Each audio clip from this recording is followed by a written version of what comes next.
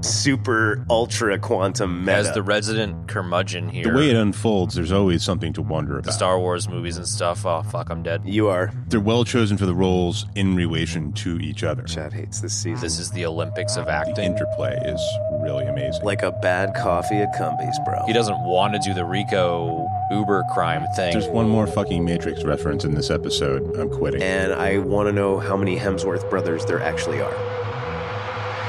So how much Westworld did you get to watch? Dude, I am so tired and so utterly overfilled with Westworld right now. Did you watch 15 hours in 2 days? I did not, Chad. I did my best, but I got 1 through 6 of 2, recap, and then basically all of 3.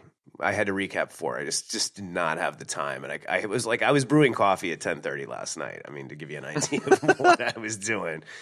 Because I was like, we are talking about Westworld. And, you know, at that point, too, once you get through most of season 2 and 4 recaps, you're like, well, I gotta watch it now. I gotta know what happens next, you know? So I was, at that point, I was overcommitted, oversaturated and overcommitted. I'm all in. All in, man. So I just finished watching the last episode as I was waiting for Gojira to wake up, and I can't wait to talk about it. I really wish. So many things going on in these. I don't know. You wish you had 3 more weeks to actually watch it? Yeah, kind of, man. I wish, I like how we were like, okay, last week we took a very sharp left. I feel like, you know, we're like, oh, there's these great shows that really need attention and Bloodshot, and I totally am on board with all of that. But it's like cramming the content's the hard part. I wish I had a little more time to like just absorb it and do some research and stuff, because I was noticing little interesting things happening in the episodes, but I was like shoving that away and resisting going down rabbit holes with it because I did not have the time, man, you know? Yeah. Unfortunately. Yeah.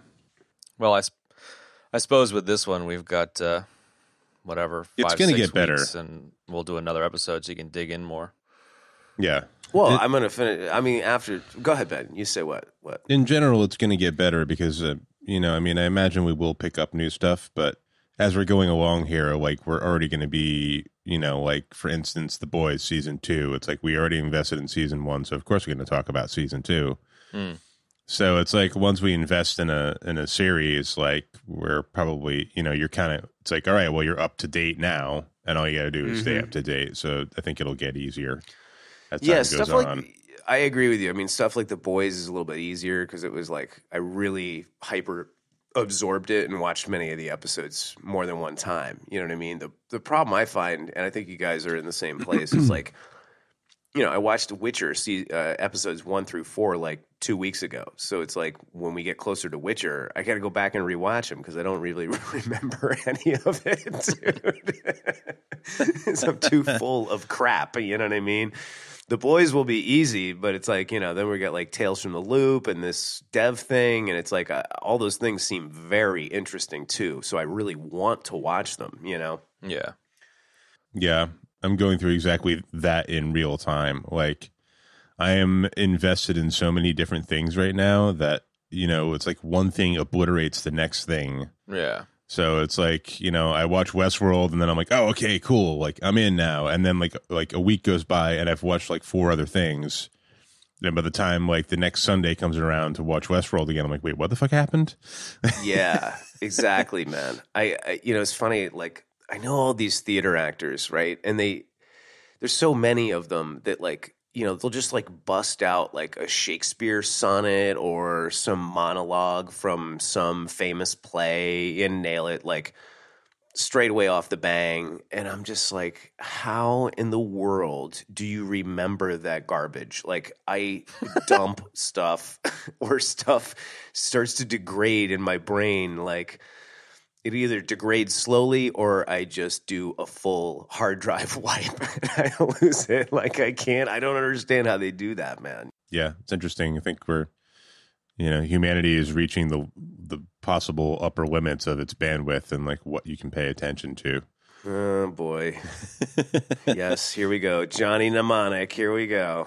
What's that shit? It's like the Dunbar number. Is it like the Dunbar number, the maximum number of people you can know before you start? Is that what that is? I think it is Dunbar's number, yeah. So it's we've gotten to that point where there's like a maximum number of 500 shows that can exist at any one time before our brains just break and we all stroke out. Yeah, and movies and fucking, you know, like it's one thing if you're just watching it for entertainment because you can let it go, but when you're going to have a discussion about it afterwards, or you know, it's like the difference between just reading a book for the hell of it and reading a book to write a book report. It's two different things, you know. So yeah, very different, man, and it's really weird how that is, because even when you're talking about and watching something that you do like Westworld, when you have to crunch it like I did versus kick back and absorb it, even if you're doing a binge watch on it, it's way more retainable somehow when you're kicked back watching it, Ben. You know what I mean? As opposed to like jamming it and cramming it. yeah, no doubt. Watching it with the knowledge that you have to jam it and cram it is ultimately probably going to lead to you like having problems, you know? Yeah. and anxiety induction, yes. Yeah.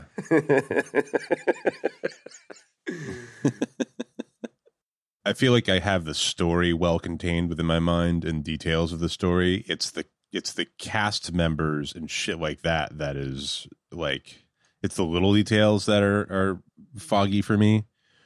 And you know, there's no cast list for just season 3 of Westworld. I've tried to get like, you know, just an episode that has like most of the people in it, you know, but like I'm sure I'm going to be missing people. So it's just like all that little stuff is kind of lost on me, or character names, you know, like, you know, yeah, I know who that guy is, but what the fuck was his name again? Like, I actually had trouble with that too. I mean, you know, with the cast, Ben, you don't never really need to worry with me around because that stuff glues into my brain for some reason, totally inexplicably. But I actually was grinding through season 2, and I was like, wait, who's this guy? Wait, what's this guy's name? Like, I just over and over, like, literally was just finishing season 3, episode 5, and I just realized that Ed Harris, William, is the same guy as the young William who was, you know, Delos's son-in-law. I was like, oh, whoa, bro, that is sweet, man. Whoa, man. Like, what in the hell, dude? Because of the time jumping and all of that, you know? Yeah, you mentioned that you kind of forgot a lot of season 1 and couldn't revisit it as well. That's yeah. Could not remember it. Like, there's things referenced I don't remember from season 1, and then I even started questioning whether I had watched all of season 1, and B, whether I was a host myself and it was all some sort of invented reality and I'm not remembering because I got reset, possibly by Jarhigo and algorithm. Wow. You have a new Prime Directive. That's good stuff right there. Your new Prime Directive is reading IMDb from back to front. We programmed it into you months ago. Yeah, that's what it is. God damn you, man. You know, the funny thing is I'm never reading IMDb. It's always Wikipedia. Usually. That's because we uploaded that shit, bro. Again. Don't I have the right to choose? Shouldn't people have the right to know? No. Rehoboam has decided for you. You are on your track. Exactly. You are on your track. Exactly. Folks, the show hasn't even started. We're in the pregame, and we are already super ultra quantum meta. Yes. Well, you want to just fire it up then? Yes. Do it. Broadcasting live from inside the Mesa. This is The Blah. In this episode, everybody most definitely dies and then gets put in a host body and then gets resurrected and all sorts of crazy things because who knows what the hell is going on. I'm your host, Mulvey, along with super awesome Jarhigo. Hello. And the always lovely C-Lab forever. Or actually, in this case, we'll use your other name, Algorithm. What's up? What's up? Folks, this week we're going to be talking about the first half of season 3 of Westworld. My brain is so full of Westworldian knowledge that I have now been replaced by a host myself by Algorithm and Jarhigo, as we referenced earlier in the pregame. It's going to be impossible not to talk about the first 2 seasons, but we need to wait. So here we go. Well, I like how you're a host now because seemingly everyone's a goddamn host. So there you go. It fits. It is going to be hard to not talk about season 2, but Well, I mean, I thought we were totally fine with going back and talking about season 2 and 1 in this if we need to or as needed. Yeah, we jump around as much as we want. Yeah. Bring up whatever needs bringing up. We're just not going to go episode by episode through previous seasons. okay. Then I'll fire right off by saying, wow, what an interesting place this went to in season 3. Like, straight off the bang. I was like, what is going on? Like, where are we? What year is it? What day is it? What month is it? Can I have my old life back? Like, that sort of thing. I mean, it was super intense from the get-go, and I was definitely a little bit disoriented as to where exactly we were, just based on the way the show is structured, man. And, the show went from, in season 1, being this super cool, like, oh, it's a theme park, and it's like, oh, it's a robot uprising, to 1/5 Matrix, 1/5 Blade Runner, 1/5 Fifth Element, 1/5 some other science fiction films. Like, there's so many crazy things going on in this season. I'm just blown away at where the story's gone, and it's super cool as well, and lots of awesome characters and actors as well. So that's my opening salvo. What was your reaction to the new season, Benny? I'm glad they got out of the parks and into the real world. I wasn't sure how they were going to handle that or whether they were going to do it, and I'm glad they have.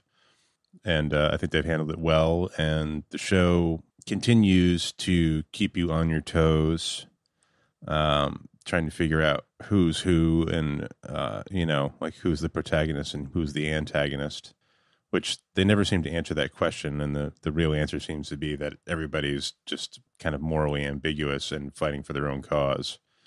And the show is ever playing with big, deep ideas.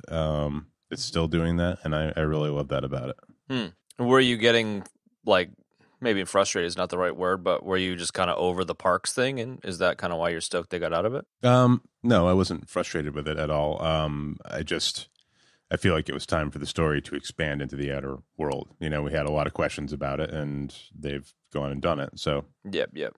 I have a comment on that, actually, if you don't mind, Chad. I don't mind at all, bro. I did not. It's your podcast, too. It's your podcast, too, man. I was not yearning for the story to expand and go outside of the parks. I actually thought in season 1, when we got rolling in that direction, I was like, I kind of wanted to see more of, like, life in the park, that sort of thing. But I'm glad that it did go where it went. You really have to let the show kind of take you for the ride, I think. So while I sort of echo what Ben said, just kind of from a different vantage point, I guess you could say, I was more interested in staying in the park. But honestly, I think if they had kept it in the park even till the end of season 1 and not started the quote-unquote uprising, it would have gotten very lost very quickly. And by that, I mean the television show, where it's like, oh my God, now we got to run here. Oh my God, now we got to go back in time. Oh my God, now we got to go here. Now we got to go there, and they're just running all over the island all the time, Right. So I'm glad that it went where it went, as crazy as that was. Crazy. Yeah, I feel that. I think, like, as the resident curmudgeon here, I'm finding wonderful. that most wonderful way to open, dude. I'm just finding that most shows I'm enjoying less as the seasons go on, and that's not to say it's bad. It's not bad, and it definitely keeps you on your toes, and it definitely kind of to echo Benny, it keeps you on your toes, and to echo you, Kev, like you need to go along for the ride. So like I'm fine with going along for the ride, but I feel like the season 1 for me is one of the better seasons of television for me that I've ever seen. Like it was such a great story, and I kind of have a similar reaction to season 1 as I do with Matrix 1, where I was so blown away that I almost prefer my imagination of what else could have been. And now that I've seen what else can be, I'm not as stoked. Similar to The Matrix, I've talked about it a few times. Like, I don't really give a shit enough to be like mad about it anymore. But like, I don't know. Like, I kind of enjoyed not knowing what Zion looked like. And I kind of feel like season 3 taking place in the future is kind of like revealing Zion. And so while there's some interesting stuff for sure, it's not as enjoyable as just how confusing and interesting and twisty and turny season 1 was for me, I guess. But I suppose the only other thing I would say is I'm curious to see where they go with this for sure. Right. I mean, 2 things about that. I'm with you. We've talked about how the unknown, not knowing, and leaving people wanting is a powerful storytelling and entertainment tool. We've also talked about how when you watch the first film in a series, the first season in a series, or first film in a series of films, rather, it's fresh. So you're just like, wow, and it's this and da da da da da, you know, and it's like it's only going to be like that for the first season. Yeah, I think most of the time, right? I mean, wouldn't you agree? Like a lot of the time, it's like it's like Game of Thrones, you know, season 1, it's like we get buckets of blood, buckets of blood, buckets of blood. And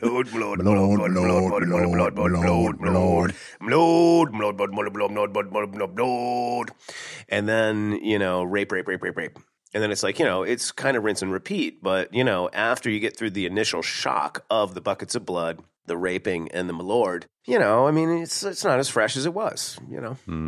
So I was on the motorcycle with you, Chad, in season 2. And I got over it in season 2. You know, I didn't want all the mysteries to be spoiled when I was watching season 2, but I feel like I got through that. It was still good. It's still good now, and it's still good at keeping you like it. You know, it doesn't. The way it unfolds, there's always something to wonder about. Yep. They haven't stopped that with the writing. So at this point, I'm on board. I'm rolling down the hill. It's all good. But during season 2, I was definitely like, you know, like I went into it with trepidation. I was like, I don't want to know what's really going on. You know, I liked the mystery. I really enjoyed that, you know, the way that it tickled at your brain, those mysteries. But but I don't care anymore. I'm on board. I'm fine. I'm not going to bitch about that. Yeah, fair. I just really hope they don't jump the shark, you know. Yeah, me too. And I hope they finish the fucking story now, you know. Yeah. And is it similar to what you've said in the past with like being willing to take something for what it is? Is that kind of where you're at with this season, or is it different in terms of being on board? Well, I guess it's kind of similar, yeah. But I mean, I made my peace with it last season. So it sounds like you haven't made your peace with it yet, is really the difference. Well, I agree with you generally, but I would say that like I kind of made peace with it in season 2, where the first watching of season 2, I wasn't all that interested, similar to what you just said. And then I watched it again and was like, actually, you know, that's pretty good. And so I kind of feel like maybe what you felt with like the in season 2, I'm starting to feel here. But like we're saying the same thing, so there's no point in retreading the same comment. I'm sure I'll come around. Yeah. I suppose similar to like the Star Wars movies and stuff. Oh, fuck, I'm dead. You are. The original trilogy is, you know, is it. You know, like the other movies exist and they're fine and they're whatever and who gives a shit. The original trilogy is still like, you know, gold medal for me, and for this particular show, season 1 is gold medal for me, and the other ones are kind of supplementary, I suppose. They haven't blown me away. Although that Akichita Indian episode in season 2 was fucking fantastic. So I hope there's one of those in this season. Yeah, I had to skip that one and recap it, man. And when I was doing the recap, I was like, God damn it, that's the one I want to watch the most. Let me jump back for 1 second. It's an interesting, we could spend probably more time talking about this, but we won't. what we're talking about here with season 2, things like that. It's really about resisting versus not resisting anything in your life. You know what I mean? So it's like the season of the movie comes out and it's like, this is what it is. You either like open your mind wide and you're like, okay, I'm going to absorb this, or you keep hitting sticking points where you're resisting it going, oh, I wish it went like this. Yeah. You know? So interesting thing going on there. So it's really, and it's super interesting to me to hear Ben say that, like, you know, he just kind of was like, whatever, and got on board with it, you know, mid-season 2. And then conversely for you, or similarly for you, kind of changing your mind on a second watch through. I wanted to say that humorously, as I started watching season 2, in the back of my head the whole time, I was like, Chad hates this episode. Chad hates this season. Chad hates this season. Chad hates this season. And I couldn't stop thinking about it, man. It was so funny. It's like, you know, inside baseball, but it is interesting now, you know, the fact that we have a show talking about these types of films and stuff, how differently it is to view these things for the first time, you know. It kind of changes things a bit, but at the same time, you kind of got to go along for the ride, like you said, Benny, and just enjoy it for what it is. Think about it later, I guess. Yeah. Can we shift gears to something else? Of course. The worst segue ever in the show. Yeah, it was terrible, dude. It was terrible, sorry. Get your shit together, Get man. your shit together. Jesus.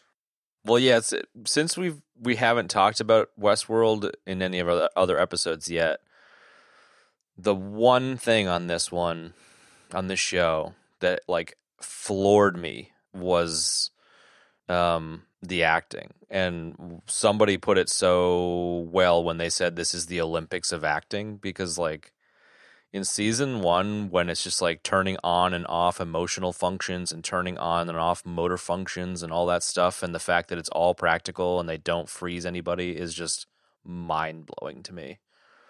The host acting in particular is just so freaking blow away. I agree. I will expound on that comment by saying that this group of actors is, in particular, there is some really incredible talent in this cast. I mean, that sounds super cliche to say, but this cast is full of not like necessarily a ton of people that you would, you know, expect. Like, okay, let's load this show up with like this person and this person and this person. They're super popular. They've won Oscars, all that sort of thing. A lot of these people haven't won any of that, but they're super capable actors, man, you know? And so I'm not surprised to hear you say that at all, man. This show, it's a huge part of why the show is so damn good, man. There's so many great people in it.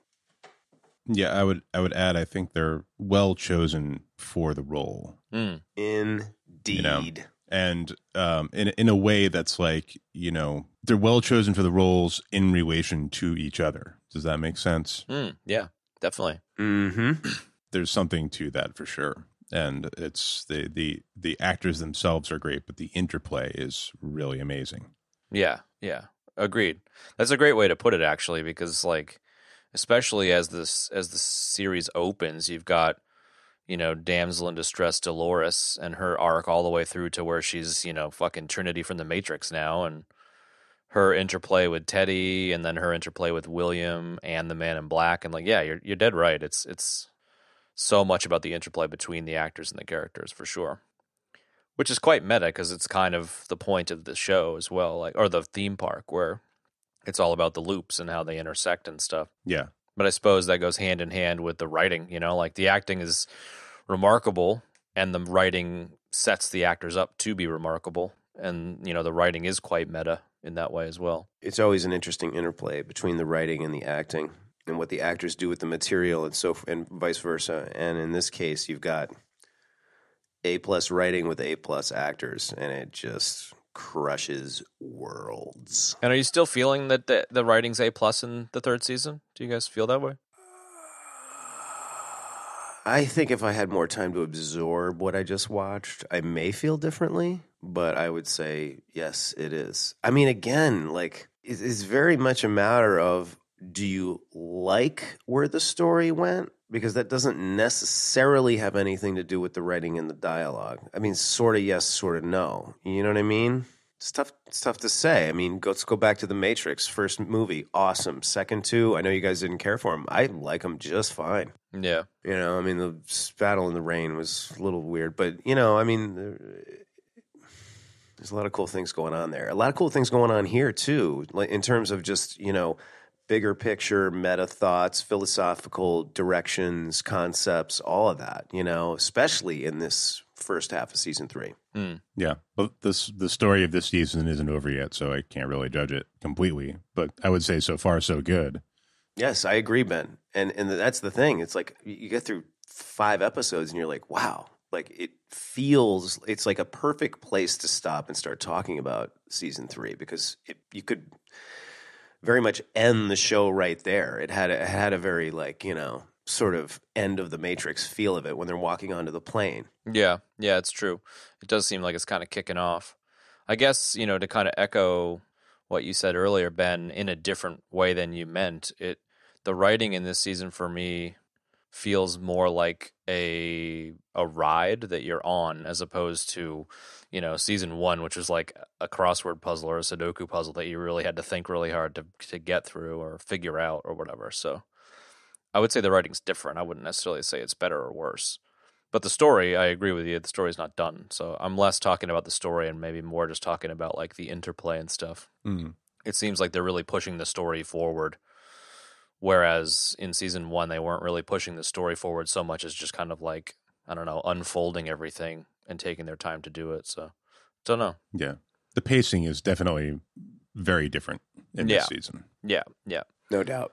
It's also a different setting as well, so that changes the nature of it. It's almost like in, I think it's the beginning of this season where he says, like, why are they moving so slow? And the reply is that everything that's inside the computer is moving so much faster that in real time humans look like they're moving slowly. Right. You know, it's got that kind of feel to it. Like it's definitely the setting is different, and the story is taking place in the real world in the future, and it's like it's moving at freaking lightning speed now. You know, but they're not skimping on anything, which is what I like, man. There's plenty of rich detail there that I think it really just fleshes out this incredible world that they've built. Yeah. I kind of feel like there's like one thread too many though, you know, like I don't know which thread I would remove, but you know, like for example, I kind of don't quite know how I feel about the hosts being pitted against each other in the real world, you know, the Dolores versus Maeve versus Bernard kind of thing. Like I'm glad Maeve's still in the show and I'm interested to see what happens with her.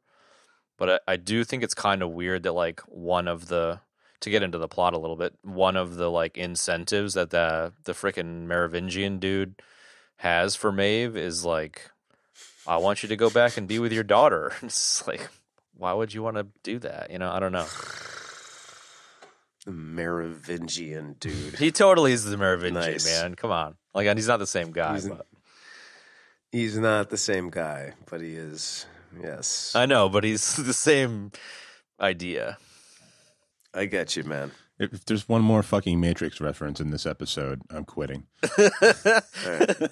Well, you better pack up your shit and walk out the door right now, man, because I don't think that's gonna stop. Unfortunately, I will do my best. I will do my best to restrain myself, Ben. Sorry. Come on, it's not that bad, Heegs. Is it really that angering? Whatever, it's fine. You are ruining his morning like a bad coffee at Cumbies, bro. I guess. Don't do it. There's just some comparisons you don't want to draw, and that was, you know, that what was I was the hoping one to avoid. It's funny. I didn't think of that one time when I saw this. You know, the second I saw Sirach for the first time, I was just like, yes, Vincent fucking Cassel.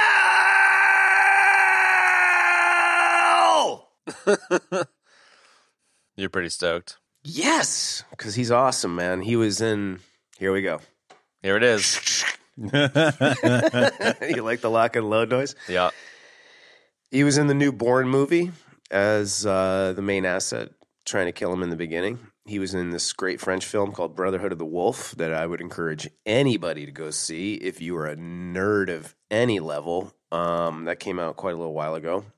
Also, He was in Ocean's 12, which, very unpopular opinion of mine, I feel is the best of the Ocean's movies. He played the Night Fox. He's just incredible. He's a super accomplished French actor, and he's been in a ton of American productions. He's just great. And I didn't think Merovingian once. Sorry, Ben, when he came around. Yeah, no, it was more of a like reminds me of the storyline than the character, or whatever. But you know what I mean. He is a great actor. Yeah. Oh, of course. So, continuing on. Yeah, that part, I believe, in watching one of the, because they have, little like snippets of making of and behind the scenes kind of stuff after each episode. There was one where they were talking about Vincent Cassel and how they basically sort of wrote that role for him. Like, there was no doubt it had to be him. Absolutely. Kind of a thing.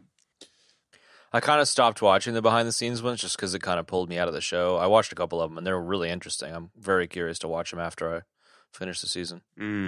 But on the thing that I brought up before, like, do you guys feel like the juggling of threads and the kind of hosts versus each other thing is kind of good, bad, ugly? Well, I don't know that the hosts are really against each other at this point. I mean, Serac has Maeve on a leash of some sorts, I guess. But we've yet to see how that's really going to play in here. And, Bernard, where we're at this point, like, are we even sure what's going on with Bernard? I mean... Exactly. I couldn't. You could not have said that any better. Like, you don't know what is happening. No, I know, but like at this point, I'm curious the feeling. Like, I recognize there's more episodes to go, but I know, but that is the answer. I totally agree with Ben. Like, I was going into this season thinking, like, okay, this is like this, and Dolores is evil, and now I can't wait for her to die, and like all this sort of thing. And then I get one episode in, and I'm like, oh, wait a second, right. And I've completely changed what I was thinking before, and it's like literally happening episode to episode. It's like you don't like the alignments keep shifting so radically, so quickly. And it's not at all clear who's the good guy and who's the bad guy in this season at all. Yes. Thank you. Yes. So based on that, it's like too many threads. No, I think it's full. I don't, and again, I don't really know where it's going. So I almost feel like I can't comment because of that too, So I don't know, but yeah, no, I don't think so, Chad. No. Mm-hmm. I think I know what you're saying. It almost feels like some of the threads are out of balance. Like more attention is being spent on certain parts of it, which I'm sure is going to be tied together. But the way the story is unfolding at this point, it seems like it might kind of seem like that, like, for instance, Maeve's thread doesn't seem like there's, or even better, Ed Harris's thread. Right. Yeah, that was weird. Like you've sort of been teased with that a little bit, but we don't know if it's going any further or if that's the end of it or, but it's just sort of like this little thing they seemingly threw in there, which I'm sure will tie in. But as the story is now, it seems like a loose thread that maybe didn't need to be there. Yeah. Could be, but it's also set them up for a lot of material to explore if they choose to do so, man. They have given themselves many directions to go, which I like. Sure. I would be really surprised if they don't pick that back up. I mean, that would be... Same. Yeah. So... I suppose they've given themselves so much material, but only 4 episodes in this season, so it's clearly going to be spread out over more seasons than they have right now. Yeah, I wouldn't think they're going to wrap the story up. I mean, I imagine this is where the real world here is where the story is going to end. Seemingly not going to go back to the parks, or, I don't know. Probably shouldn't, yeah. Yeah, but I don't think it's going to wrap up this season. I think, No. We've at least got one more to go. If only for the reason that they're making a ton of money on it. They'll probably get another season out of it for that reason alone. Yeah. Well, they better land this one, I don't want another. I don't know. I don't want to, it's like HBO has a hard time getting this right. They either cut it off like way too soon, like Carnivàle, like started getting really into that and it just ended. Or they go way too far, like fucking Game of Thrones, and then they don't know how to tie it up. So, I agree with you. Actually, I think you're exactly right. Can I take the opportunity to segue your Game of Thrones comment into the Game of Thrones cameo. Did you see that? The dragon was actually the Game of Thrones dragon, and the two showrunners were the two guys. Nice. That was great. Nice. No, I did not get that. That's for the Nuggets section. Well, I'm Shaq. dropping one of my Nuggets now because I loved that little bit. I did not pick up on that. Yeah, I didn't pick up on that either. I had to ratchet back a couple of Nuggets already though, because I'm going to save them for later. But I saw the dragon, and I immediately was like, "How cool!" I didn't recognize the two showrunners at all until the making of sequence at the end of the episode. But I saw the dragon, and I was like, "How fucking great would it be if they were to say that the entire Game of Thrones universe was another of the parks?" You know? Oh, and then it turns out that dragon was like the actual digital asset was borrowed from Game of Thrones and stuff, and I thought that was quite good. Sweet. Totally. Very nice. No, I didn't pick up on that. I did see it, and it took me a second to even get what it was. I love how he was in that part. He was like, "How are you going to smuggle that out of here?" And he's like, "In pieces." And he's got a fucking quick cut, and he's going to chop the thing up. It's so funny. Exactly. So do we want to circle back to the cast a little bit? I don't know how much we want to go crazy with the big hitters, considering we're going to do the other seasons, but I'm sure there's some of the season 3 cast we could chat about. Well, there certainly is, and plenty of them as well that are new for this season. Let's focus on the newer players in the mix. We already mentioned Vincent Cassel. You were mentioning Benny a second. Well, you didn't actually mention us a second ago. But do you want to bring up Aaron Paul, considering it's like episode 1 and we can start sprinkling through? Definitely. Sure. Bringing up Aaron Paul. I'll tell you what my experience was like, man. I started watching first episode, and he walked into the screen, and I was like, "Yes, Jesse flipping Pinkman!" I love how you screamed every time anyone's come on the show. That's how psyched I was. That's not my last one either. I got another one. Okay. I was so stoked for Aaron Paul. I was like, finally, dude. Let's get this dude into something really good, because he was so good in Breaking Bad, and I've always wanted to see him do more stuff, and I know he's done a few things that I haven't seen, but Pinkman, I was into it, and he's great. Yeah, he was well cast. Unexpected addition to the show. Same, I totally agree. And I honestly, the character is not dissimilar to Jesse Pinkman, which slightly bummed me out, but I was like, whatever. It's Westworld, Pinkman, I don't care. Yeah. I thought that the kind of making of segment at the end of the first episode, where they said his character was kind of the everyman, helped me to kind of understand the approach. And they're like, he plays what's his name? Aaron Paul? Yes. Yeah, they're like, Aaron Paul plays a great everyman, so we really wanted him for this. And it kind of like made more sense to me at that point, and I didn't have the baggage of the Jesse Pinkman, so I'm down. I'm definitely down. Just to talk about his thread for a second, and the point that one of you just brought up about him being the everyman, is that he does represent all of humanity, sort of, in this first half of season 3. And what's great is that gets fleshed out as we go through each episode. So as he, does the little Rico jobs, and then he hooks up with Dolores, it starts to unravel more and more that he's that kind of representation of everybody that she's trying to save, and allowing them to choose, and he's really good too, man. I mean, you can sit there and be like, oh, he's just like Pinkman. Oh, he's just the same character as Pinkman. But I'll tell you where it all really, really solidified for me was the scene where they go into the diner and the story with the mom and the milkshake. And I was like, wow, he really brought it there. And that was a super intense scene. And I got really emotional as well. It was really good. And he was really good. Got any flavor on top of that, Benny? Got any sprinkles, yo? I think he's great. And there's a lot of depth to the character, and, and he's bringing it. He's really bringing it. Definitely. I kind of like where they're going with him in this season, where I kind of, as of the last episode, the genre episode, I'm definitely catching the vibe that he's the William of this season, where William was kind of the naive, sweet, good man in a debaucherous world in season 1, who then turns into the Man in Black. I kind of feel like Caleb is the broken kind of fuck up who also has kind of a nobility.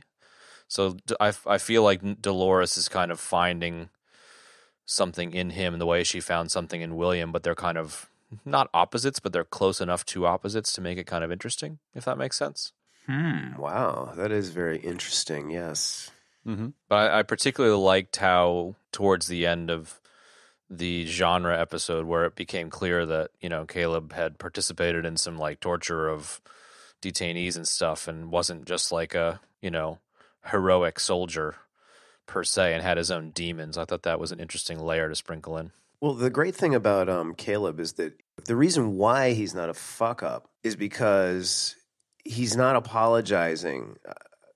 You know what I mean? Like, nobody's apologizing for him. He's not asking for handouts. He doesn't want anything for free. He's not lying to cover up like what he did, bad deeds, this sort of thing. He is very much a sum of his parts, and he's totally fine with that. And that's what makes him not a screw up. He's just a person struggling in the world, man. And I mean, this is sort of what one of the meta directions the show goes in this season is, you know, letting people be what they are, you know, and as opposed to just, you know, locking them up, which is essentially what we find out is starting to happen, you know, the undesirables, quote unquote, you know, it's like so he's a construction worker and he, you know, used to be in the military and do interrogations and all this sort of thing. And he does these little petty thefts on the side. And it's just like, you know, he's just trying to make it in the world. He's not apologizing for any of it. And he's not making excuses for it either. Yeah, definitely. In a way as well, Kev, like he's someone who's just trying to make it and like do what he needs to do. And you get the feeling that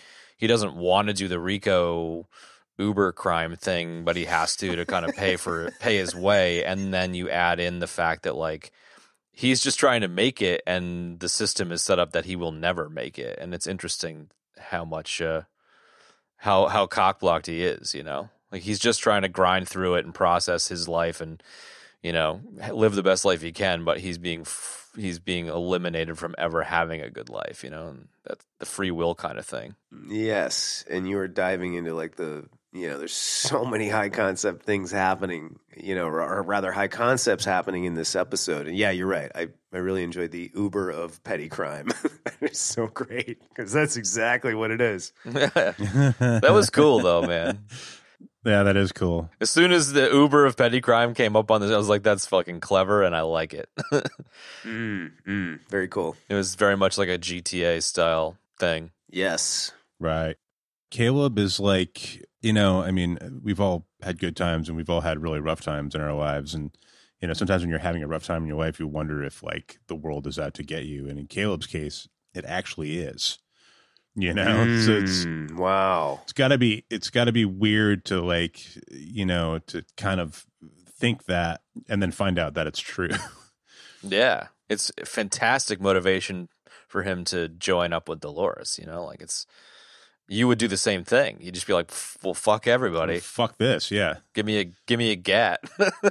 Exactly. Yeah, absolutely. I definitely got that feeling. Yeah. It's the kind of stuff I love about this show. There's so many layers of just amazing concepts and deep ideas, you know, that's just one like avenue into it, you know, and it's, you know, avenues into, I guess, you know, questions of free will and that kind of a thing. So yeah, that's what I love about the show. Me too. And I was very much getting that. It was in my face the most during these 5 episodes, more so than seasons 1 and 2. Yeah, they've been layering in concepts about free will and questions about consciousness and reality. Really, reality. Yeah, right. Simulations within simulations. All of that stuff they've been touching on throughout this entire series, and it's just one of the things I really enjoy about it.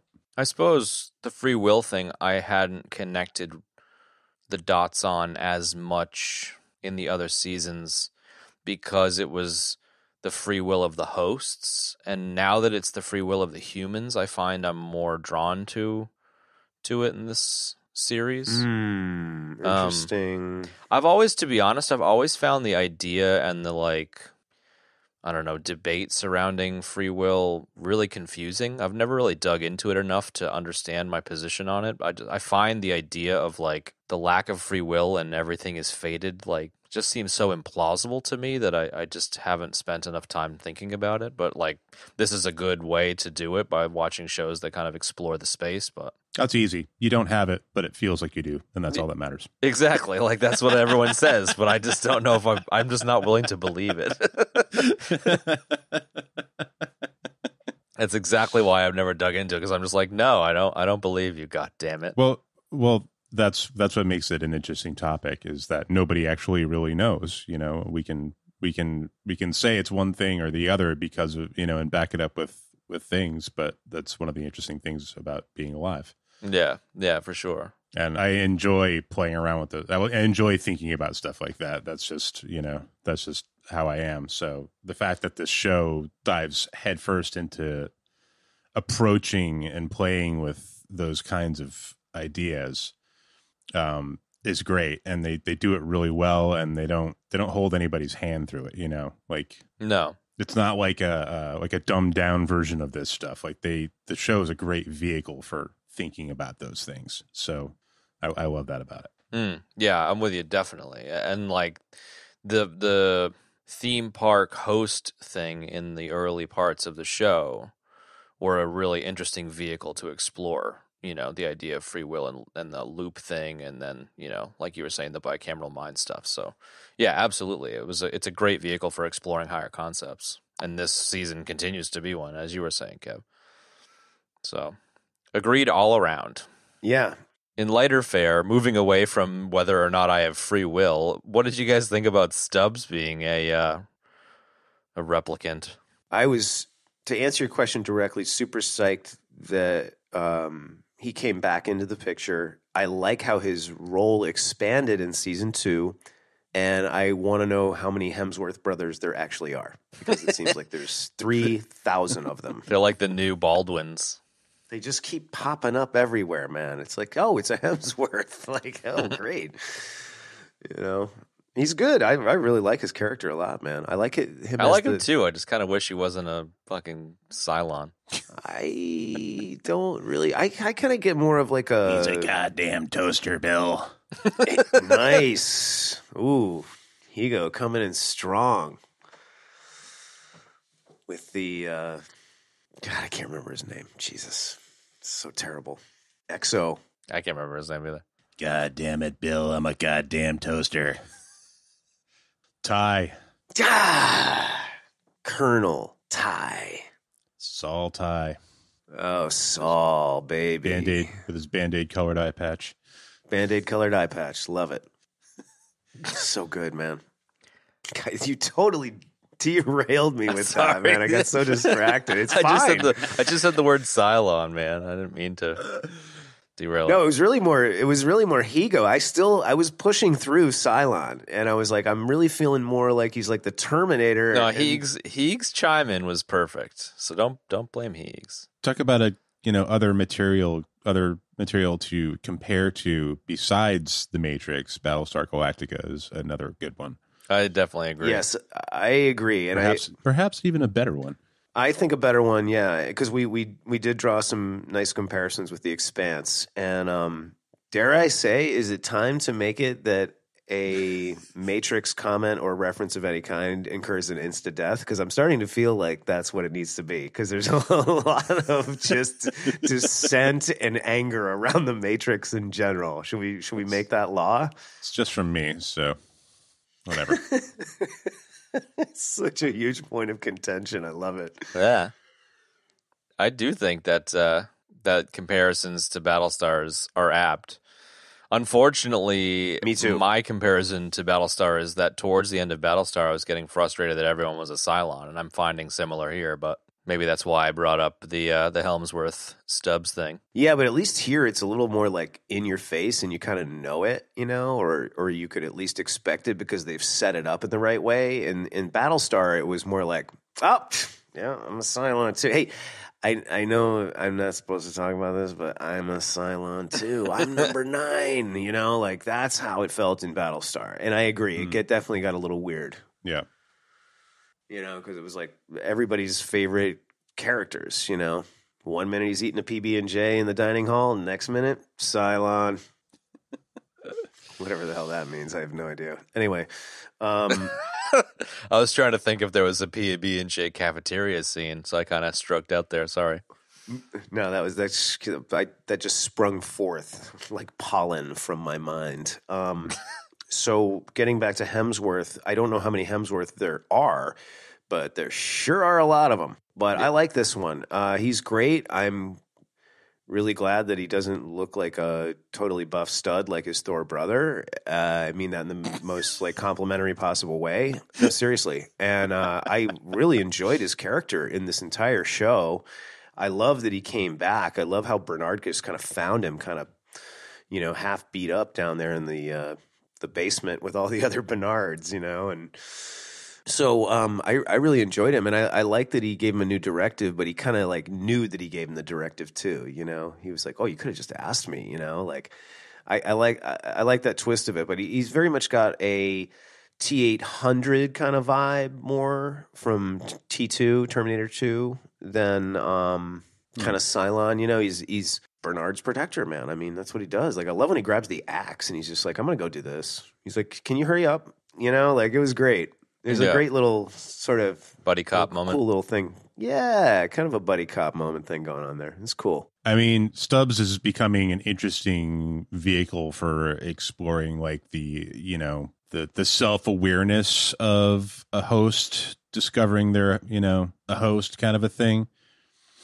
And, you know, there's like a part where I forget exactly what it is, but Bernard like reprograms him and like freezes him and reprograms him in real time, and then when he comes back he's like, "Oh, you dick." Like he's like, "Fuck you, Bernard."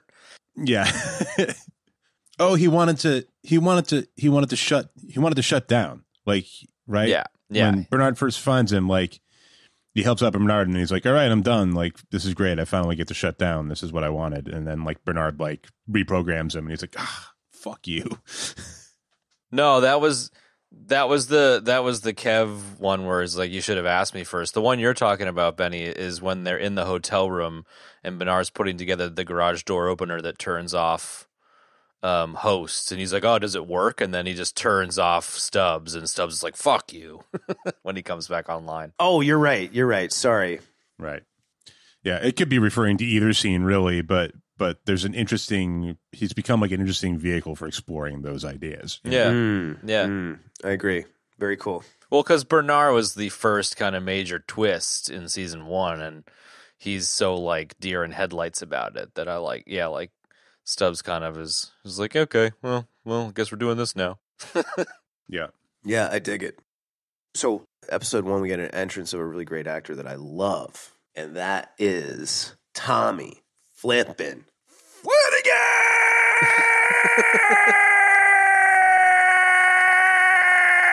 This is like a throwback to the Monster Truck episode where now you're doing MMA announcing. Yeah, there you go, man. Totally. He was in Braveheart. He had for many years. Looks like it's they either covered it up with makeup or whatever, but he's always worn it on screen. He's always had this huge scar on his face, which is also known as a Glasgow smile. He's a Scottish actor, and he used to work as a DJ, and he got attacked outside a club years ago, and he got his face cut up. And he was in Braveheart, Sons of Anarchy, the Mayans, Gladiator. Yes, Gladiator. That's correct. Really great. And I was really excited to see him in this. I haven't seen Sons of Anarchy, so I can't really comment on that. I've always seen him in these like smaller roles, and I've really, he's just got a cool presence, and I was really psyched to see him in this, you know, obviously much older than he was certainly in Braveheart. And I just thought he was fantastic, man. Just fantastic. And it was great to have him along for the ride. Yeah, definitely. I didn't recognize him at all, but now that I've looked up what he's done, I definitely recognize him. He's great. Yeah. I'm such a loser. I knew it the second I saw him. Gray hair and all. I was like, oh, that's freaking Tommy Flanagan, bro. Yeah, I'm down. He's great. I similar to the previous comment about like the Olympics for actors. I love how like these various actors are getting chances to play different people in their host bodies and stuff too. So not only do they have to do the crazy robotic emotional stuff, but then it's like, now pretend to be Dolores inside Tommy Flanagan's body. You know, it's like, okay, let's give it a shot. Yeah, exactly. I really like that. I was getting, it's probably just because of recent memory, but I was totally getting Ashford vibes from. Ooh, yeah. From. Tommy? Yeah. Tommy Flanagan, yeah. Yeah. Yeah, there you go. He'd be a great belter. Yeah. What would you're like a fucking burnt ass face pirate. I was just thinking about that. I was actually just thinking how that was easily like in my top 10 favorite quotes from our show that one of us has said. That is, speaking of, the acting Olympics and, Tommy Flanagan playing Martin Connells as Dolores. That was one thread that I thought was really cool, and I'm kind of disappointed that the jig was up so quick, was like who were the hosts inhabiting Dolores' allies. I don't know if the jig's up, though. I think that's a bait and switch. Is it? I think so. I kind of think that maybe in that case that it was all Dolores's, but I reckon that Dolores is swapping people out a lot. That's kind of my hunch. Because there's like that whole sequence with Tessa Thompson where she's like, who am I? And, if it was another Dolores, she would have just been like, I'm fine. But, I totally got the vibe it wasn't Dolores. And then maybe she pulled whoever was in there out and put herself in for that particular, job that required all Dolores's, for example. So it wouldn't surprise me if they go back on that. I was wondering if she was Charlotte. I was like, wait, is she Charlotte or is she Dolores or is she somebody else altogether? Like, I couldn't. Yeah. Well, I thought she was Clementine at first. And then I was like, no, it's Teddy. And then they were like, nope, it's all Dolores's. So I'm with you, Benny, that it was annoying that it changed so quick, but I bet you they'll change it back. Yeah, you might be right there. Because how fucking cool would it be if it was Teddy or something, Well, that's what I was, especially in regards to Charlotte. Like that one was interesting because, seemingly the host that was in the Charlotte body was rejecting it somehow. Yeah. So whatever the case, even if it is Dolores, I don't know. But yeah, it was interesting thinking about that and wondering who it was, and to have it sort of like unceremoniously just like, no, they're all Dolores's. Well, like, then what the fuck did she escape with a bunch of tennis balls for then? Yeah, and I reckon Ford's gonna come out later. Oh yeah, he's gonna come back. Because she pulled him out of the whatever mainframe or whatever. So, but on that Charlotte Hale thing, I liked her being confused. I liked her, as a kind of mole in the company for the hosts, and then you come to find out that she was the mole in the company for Serac, and that episode with her was quite interesting. I know, that was crazy. I just didn't see that coming, yeah. Which made the season 2 Data thing make a lot more sense. Yeah. And the scene with her and her kid, and the fact that she had a kid, and the kid saw through her right away, it was all quite well done. I think that was one of the stronger episodes so far. Yeah. Yeah, and I really like when she freaking choked that dude out in the park. That was super intense. Yeah, that was fucking great. Right? And took his dog. He was like, I got you a dog. Mm-hmm. Yeah. Hey, honey, I got you a dog. It's nice to see Tessa Thompson getting good roles. Like, I'd never really had heard of her before, this and Ragnarok, but she's talented, man. Oh, snap. She's freaking Valkyrie. Got it. Yeah. Mm-hmm. Just put it together. Sorry. It's all good. She looks so different, man. And this time she's doing it with a different Hemsworth. So, that's confusing as well. Yeah. Didn't she team up with other Hemsworth again in the Men in Black movie that went nowhere? I think so. Yeah, I think it was her and Chris again in Men in Black, the European Office or European Vacation or whatever it was. I like it. West Coast Men in Black. There you go, Ben. Nice name drop, dude. I like it. Yeah, West Coast Men in Black. Okay, so as far as cast members, that's all I have in terms of like, I think that's pretty much it in terms of like new people, right? In this season. There's that one dude with the awesome shirt who I really like, and his sidekick, the girl. The guy's got the shirt that lights up with his emotions on it. I thought that was fucking great. The light up Scrabble shirt. Yeah, totally. Yeah. I was looking into who he was. It turns out he's a Super Bowl winning football player who won a Super Bowl for the Seattle Seahawks and like retired and is now in Westworld and a few other things, which is like good, nice work, bro. Nice transition. You're talking about Marshawn Lynch? Yeah, dude's got a Super Bowl ring. Wow, I never would have guessed that. He was great. Okay, so those were the other two really kind of new major characters in this. Oh, what's her name's in it too? Mantis from GOG. Yeah. What does she play in this one? I can't remember. What? No. Benny, save me. What does she play? In Westworld? Yeah. I'm not exactly sure. Isn't she like a handler for Insight or something along those lines? Oh, yeah. She's the one that walks up the stairs and is like, Serac wants to see you now before they blow the top room out of that building. Yes. Yeah, also she's in, there's a scene where Dolores is like eavesdropping on Liam Dempsey's conversation, and she's sort of in there like telling him to get his shit together. Mm-hmm. Right. And then the sidekick to Marshawn Lynch is Lena Waithe, who played H in Ready Player One. I saw her on a couple of cooking shows recently for whatever reason, but she's the two of them, the two Rico sidekicks are quite entertaining. I like them. Yeah, and interesting how they were sort of injected into the story, and I really kind of thought like that was just going to be a one-off, and I like how they came back, and they had their own kind of, they were sort of the chorus for the everyman, which I really liked a lot. Yeah, for sure.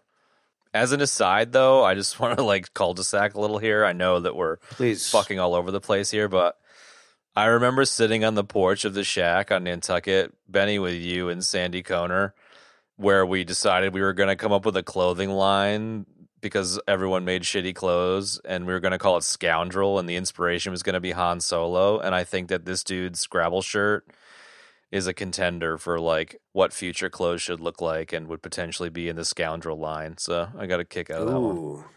Man, that needs to happen. Do you remember the Scoundrel thing? That was the funniest conversation. Oh yeah, Scoundrel. I'm so into that idea. I think that's the best thing ever. Jarhiga's fashion line.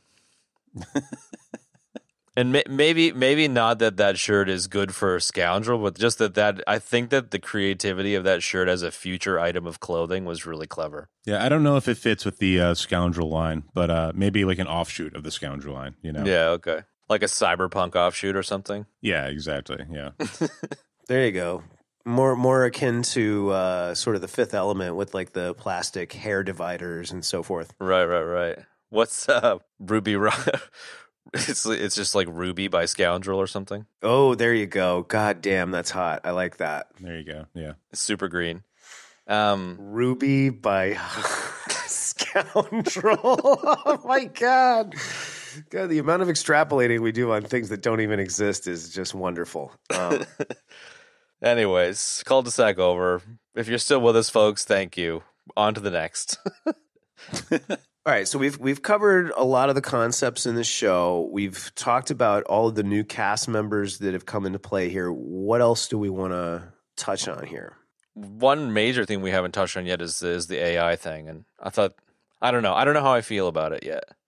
It's interesting and it makes sense, but it's also like all the people in the world are also kind of hosts. That the AI is, we need to free all them, and it just got very meta very quick, and it's a risky maneuver, I think.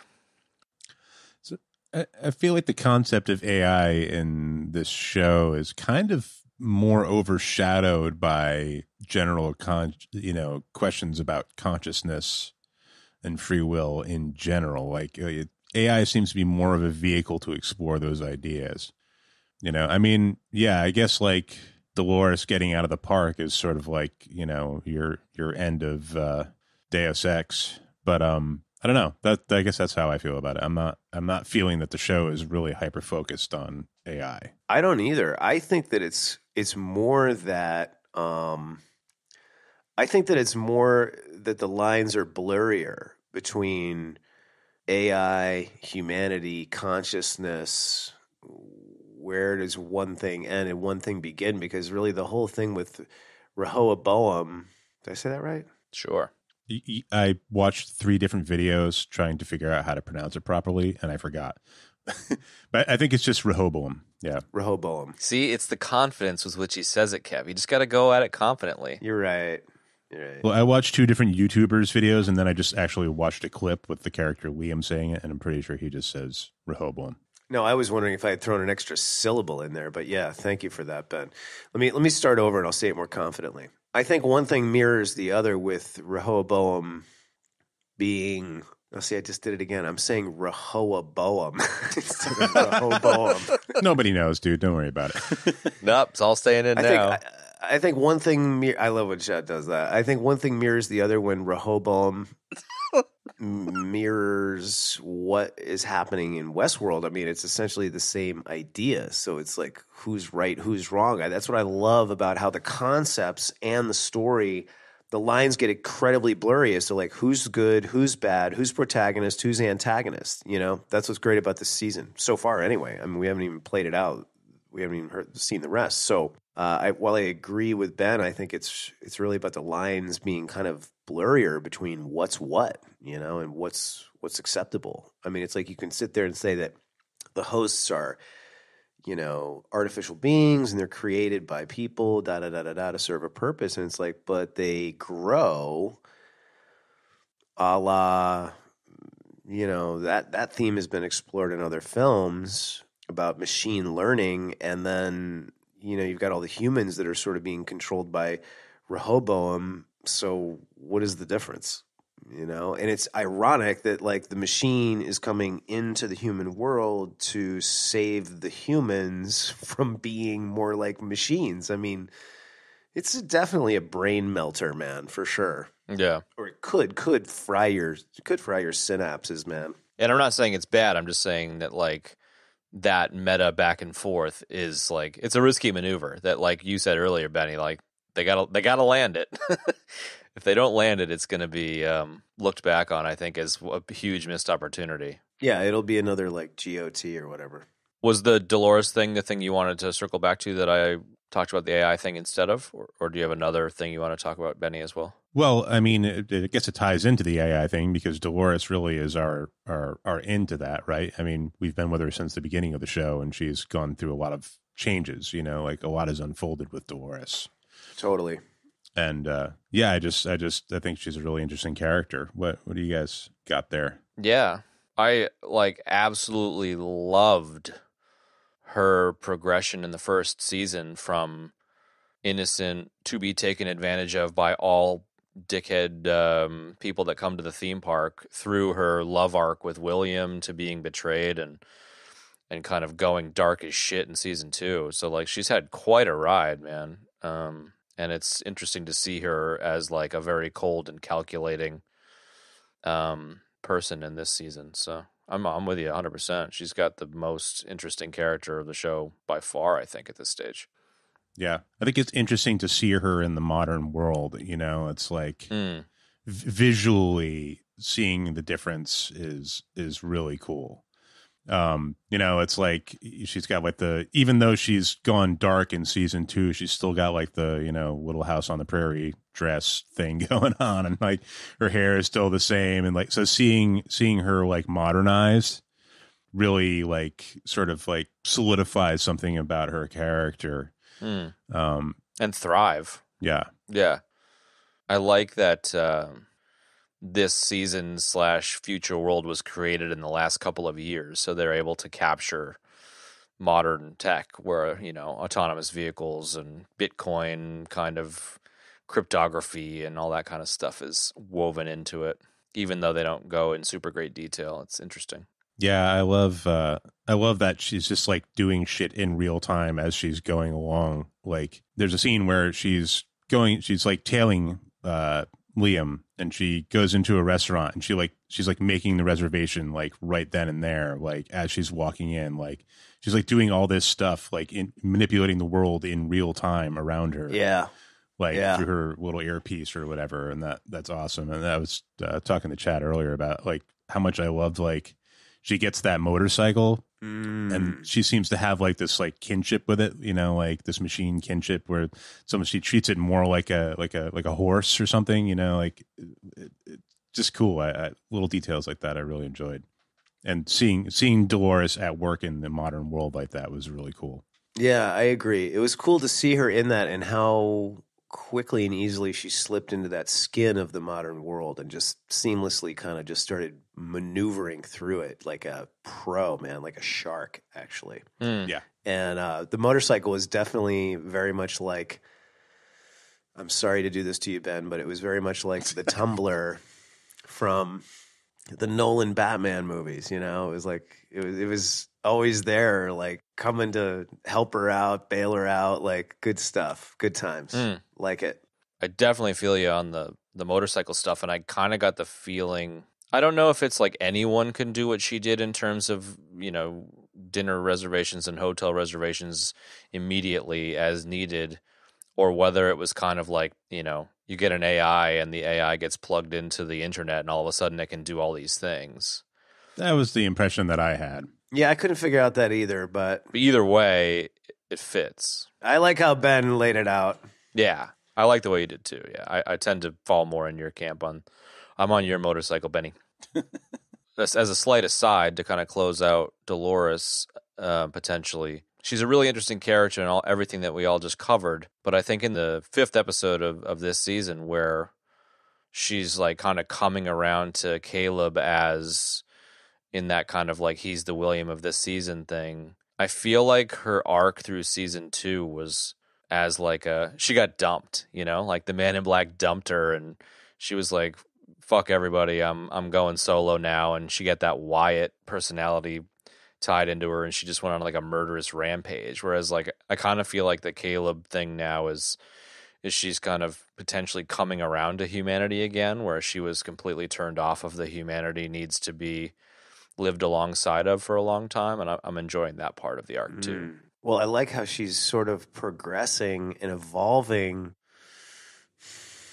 perhaps in a way a machine would, or with the efficiency of a machine. I don't know if I should be barfing out this not fully formed thought, but go ahead. I do it all the time.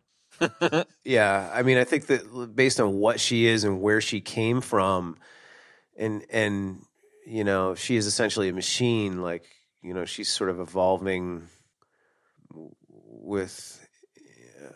Wow, I think I just blew my own mind.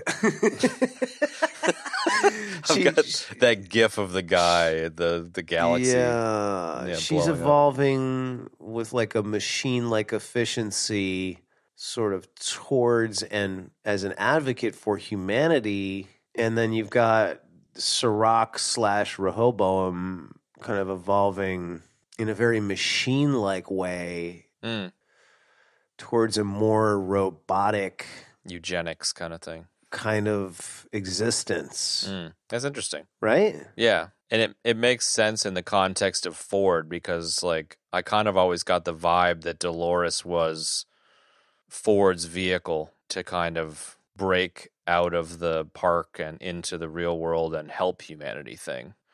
So like it wouldn't surprise me if, you know, her progression is intentional.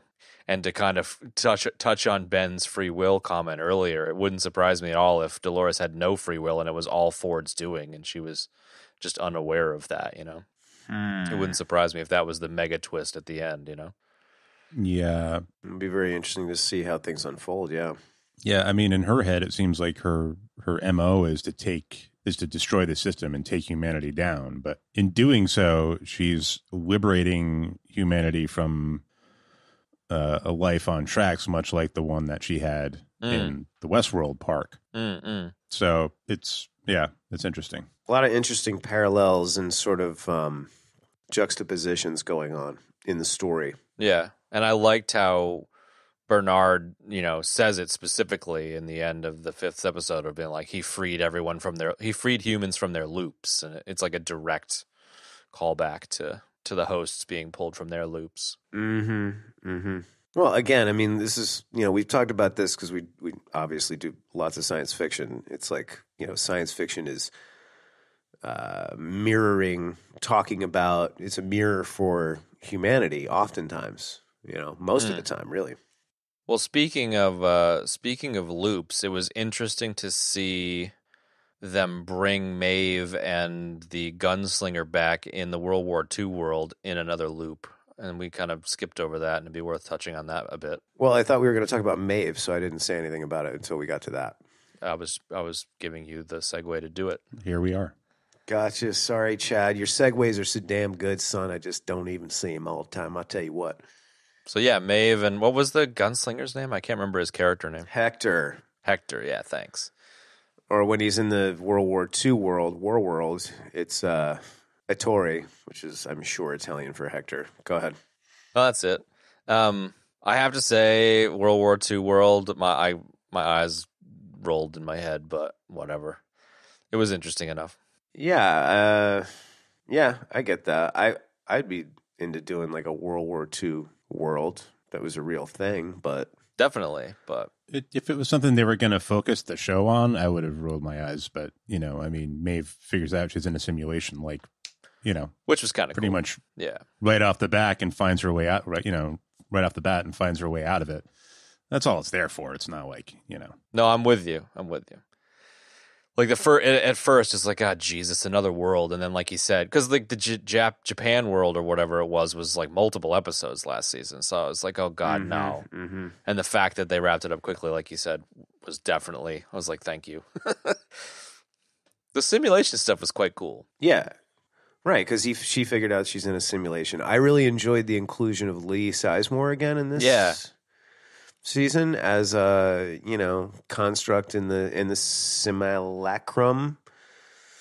So that was good, and I really enjoyed his character. We'll talk about him more in season 2. Really reining myself in here, but he was a really good inclusion. The World War II stuff aside, Maeve, I love Maeve. Yeah. I mean, she's fantastic.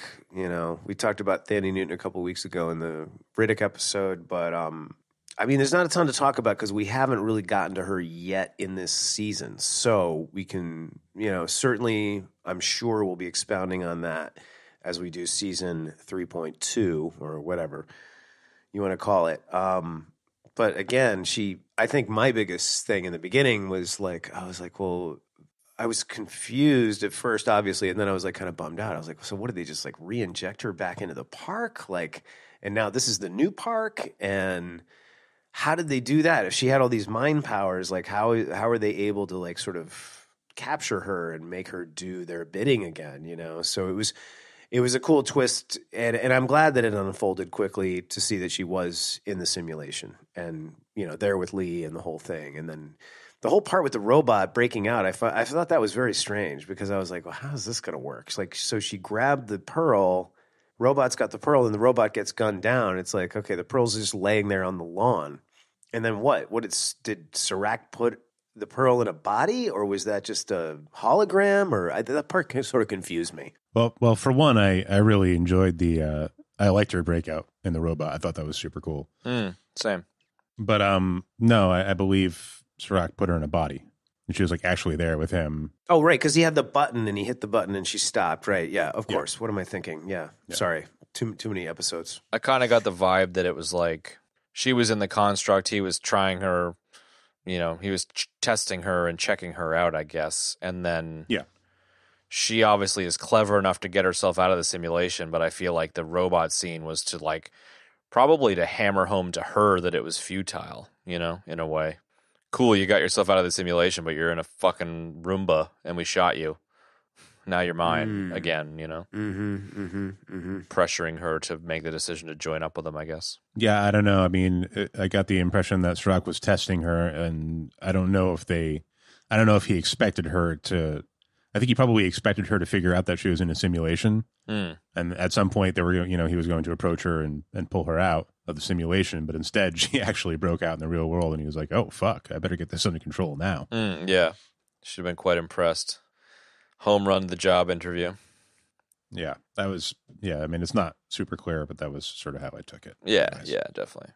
It'll be interesting to see how that plays out, though. Yeah, it is. I'm curious to see that. I touched on it a little bit earlier, but I definitely found the incentive that Serac was trying to present to Maeve very confusing, where he was saying to her, like, do my bidding and I'll get you to your daughter. And like, it was saying that gate that was open in season 2 was basically an online role-playing game that the hosts can go and live their peaceful lives in, but it's a simulation. So it doesn't make any sense to me that any host that was becoming sentient would want to enter another simulation after being part of a theme park simulation. So it just didn't really make sense to me, I guess, that she would give a shit about it. Well, it's a simulation where they have agency, you know. I guess. It's not like they're going into a simulation where they have to be hosts for other people. It's a simulation that's their world, so it's not really it's like a construct of heaven, sort of like a digital kind of afterlife, somewhat. Yeah, it's just another. I mean, you know, we could be living in a simulation right now. You wouldn't know it, you know, and likely are. Jury's out on that one. Indeed, you know, I'm kidding. Anyway, but you know, I mean, one could assume that the simulation is just, you know, it's a sort of blank canvas world for the hosts to go to and do what they want with. So it's not like, you know, I mean, I guess some might view it as a prison, but you know, if she gets to go be with her daughter there, then maybe that's what she wants. Yeah. I definitely got the San Junipero Black Mirror vibe from it, though, where it's like, if you're just escaping to, you know, a simulated heaven. Yeah, I don't know. I just didn't see the incentive, but I get you, and I agree that she would want to be with her daughter. But if anything, like, it's like, pull my daughter out. Well, I mean, Maeve's MO was to find her daughter, right? I mean, that was always like, that was her motive. Her main MO, yeah.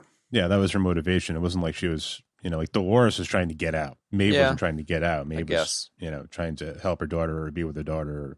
That was her motivation. Yeah. I guess I'm just saying that, like, if I were in Maeve's shoes and had the similar motivations, it wouldn't be like, put me in with my daughter. It would be, get my daughter out to be with me in the real world, I guess. But either, it's a nitpick, but it was an interesting bit. Yeah, I don't know. I'm not going to even comment on any of that because I don't really know what's going to happen, you know, and we haven't talked about season 2, so I'm going to leave that one. Leave it. Mm-hmm. I'm going to sit on the fence and do nothing.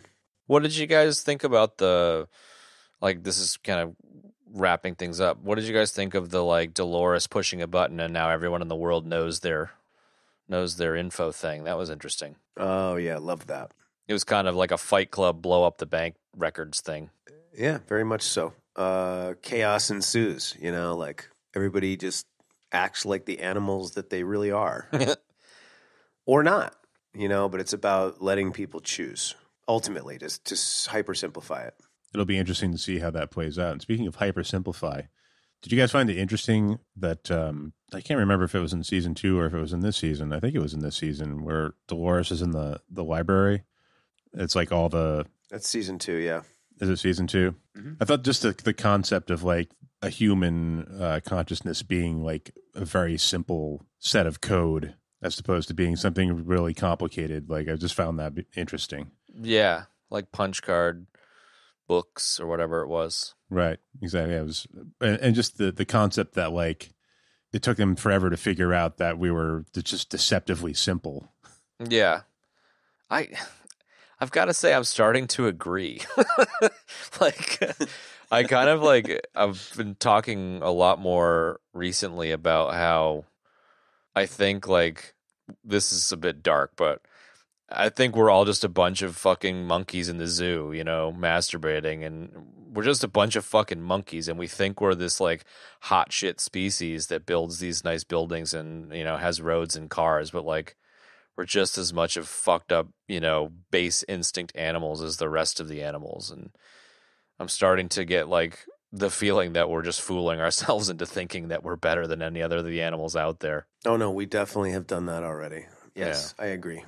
No, it is dark, and I do agree with that. I think that the level of entitlement and arrogance as a race of people is just astounding to me. Like, the things that we say as a race that we know, quote unquote, this is this and this is that. It's like, as a species, yeah. You don't know shit. We don't know shit. There is so much out there that we do not understand, can't even comprehend, can't even wrap our minds around. And it's like to say that we understand X or have cracked the mysteries of Y or know what, Z is just ridiculous. So it fits in a way. Like it definitely like. Did I go too far? Did I go too far? No, not really. I agree that like I think that navel gazy, we tend to think that we're this like infinitely complex species, but I like the playfulness with which they put us in these simple books with like punch cards, like how simplified it was, and in a way like it resonates with my current viewpoint. Yeah, no, I mean I think we're apes that don't really know shit, but we know enough to know that we're gonna die, and fair enough. All the complexity of being a person comes out of that knowledge, sort of, like that's our self-awareness. That's where it all comes from, I think, We know we're going to die and we're able to tell a story, and those two things set us apart. Yeah, and that's, I think, what leads us to think we're self-important, like... Yeah. We really are just 25 lines of simple code in a book. Yeah, no, I'm with you on that. Wow, talk about winding the show down on a super down note. We're all like, there you go, folks. We hate humanity. We'll see you next week. Oh, boy. Okay, so moving right along. Nuggets, man. Let's go. I think we've talked enough about this season. I've only got one remaining nugget that's kind of... I feel like I might steal one of yours, and I'm okay with that. Tommy Flanagan also had another role that maybe wasn't the most epic role in the world, but it definitely was like, oh, wow, no shit. And that role was... He played Tulk with 2 L's in Guardians of the Galaxy Volume 2. He was the dready dude who was spaced by Taserface. Ooh, nice. Taserface. I love that name. Yeah, wow. I didn't know that. That's a really good nugget, man. There's a lot of like interesting and weird meta crossover-y kind of crap going on this week with our show and all of these things. Mm-hmm. If Chad will allow me to speak in the nuggets section, I will continue, but not until he gives me permission. I will allow it. I will allow this one indiscretion. So Palm Klementieff, I had to look over at that, make sure I was saying that right. She was in this movie, right? And I didn't even realize this, and she was in Uncut Gems as well. Oh, yes, she was. And she was in GOG2, as well as Kurt Russell. Oh. And Thandie Newton was in Riddick. Like, it's super weird. I feel like everything's sort of coalescing in this bizarre way. The simulation is knocking. Right? It is, man. It really is. Was it the same cat? Was it the same cat? Exactly. Dude. Exactly. It was the same cat. So that was one of my... To close the show with a Matrix reference just for you, Ben. Yeah, right. So that was one. No, that was one of my nuggets. Was Palm Klementieff was in Uncut Gems. The other one is not like a crazy nugget really at all, but interesting nonetheless. So not a huge nugget, but not totally obvious either. Jonathan Nolan was one of the principal writers on this show, along with Lisa Joy. He, of course, is the brother of Christopher Nolan, who did the Dark Knight Batman trilogy, Inception, and all of these wonderful films. And Jonathan Nolan, I know, helped to write a lot of that stuff as well. So this show is operating on some really good writing pedigree. I don't know a lot of what Lisa Joy has done, but that doesn't really have a ton to do with my nugget. So on to my third and final nugget. I think my final nugget. Oh, no, I have two. Sorry. The last song at the end of episode 5. It's Fisher Spooner, right?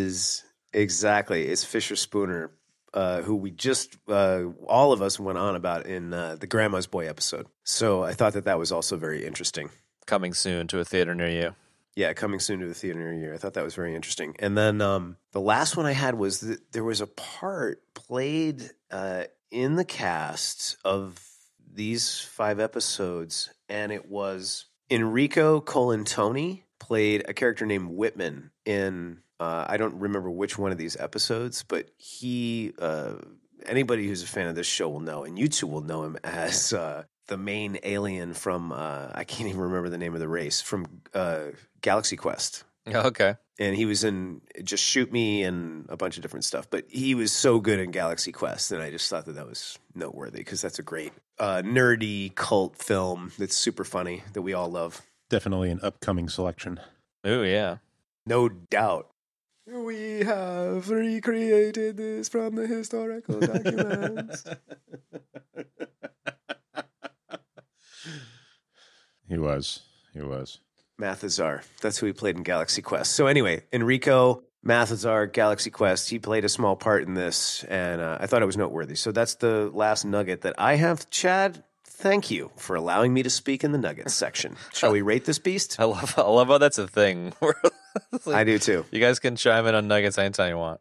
Yeah, let's rate it. Letter grades, Kev, considering I'm going to keep it short and...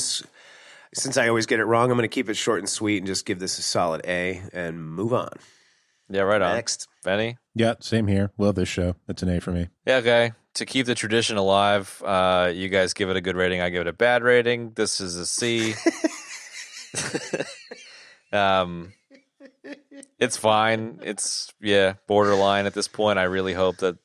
I think, I really hope that Akichida... episode from last season, I hope we have another one of those, because that was it made the season for me. It was so goddamn good. It was just a fantastic piece of cinema, and there's opportunities for that in this world they're building.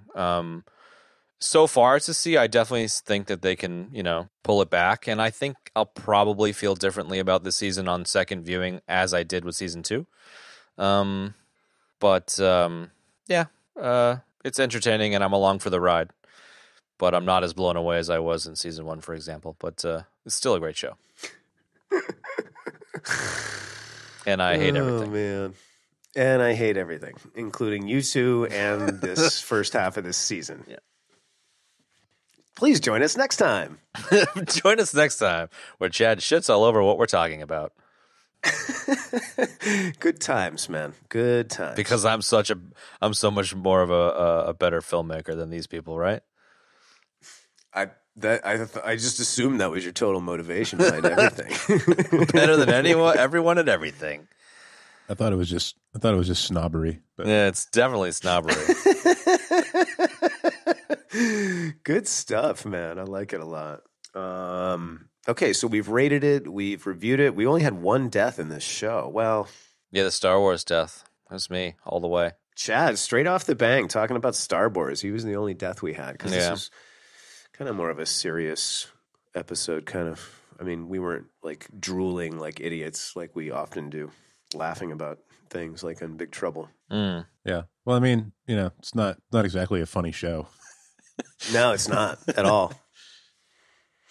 So, good show. I'm really excited to see the rest of this season and to talk about it. So I think we can just kind of leave it at that. Agree, fellas? Definitely.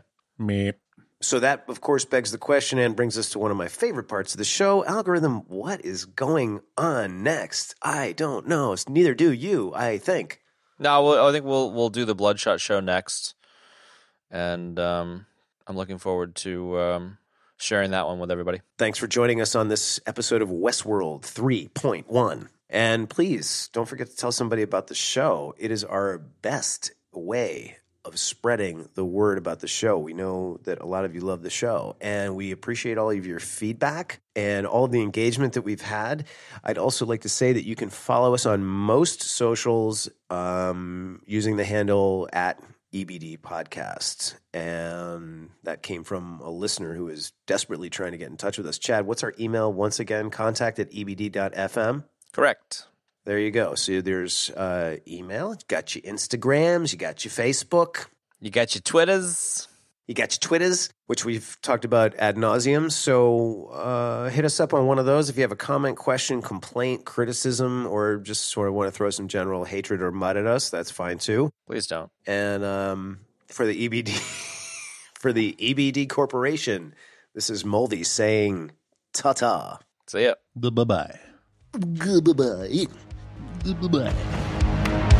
And that's going to wrap it up for this week's episode. Folks, next week we're going to be talking about Bloodshot, I'm pretty sure. You can find the show notes for this episode in your podcast app of choice or at our website, ebd.fm/episodes/ whatever Chad inserts here. 52. You can ask us questions using the Twitter hashtag AskEBD. Wabba, wabba, wabba. You can find me at Mulverine on Twitter. You can find Ben at Jarhigo on Twitter. And you can find Chad at Chad Normal on Twitter, not at Algorithm or CLab Forever for some strange reason. And also, I already encouraged people to spread the word about the show. I want to thank everybody for tuning in as always. Subscribe if you'd like on Apple, Stitcher, Pocket Cast, wherever you get your podcasts. And we will see you next time. Thanks so much, folks.